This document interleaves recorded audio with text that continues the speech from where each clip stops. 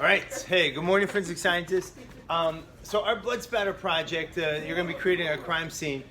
There's one thing that Mr. Young and I want to make sure that you understand, and that is this. So when you're creating your blood spatter pattern, your voiding pattern, your point of origin data, all that, you're going to do it up here on the table, and you want to pretend in these cases that this height at the top of a ring stand is a 6-foot height, right? Simulating like the average height or maybe slightly above average height of a man, right? And this would be 0 feet. So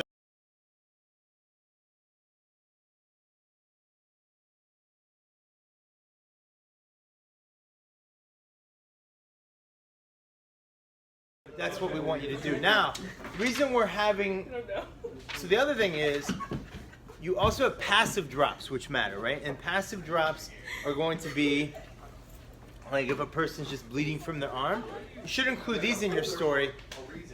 Those blood drops, though, you want to actually include the actual height. So if you want to simulate a 6-foot high passive blood drop, you don't drop from here, right? Which we said this is 6 feet. 6 feet.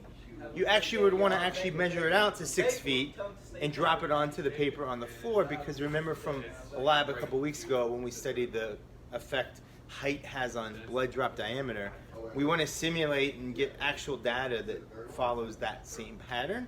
So actually for any passive blood drops, just drops that are falling from the victim that you've created, they actually need to be at the actual height.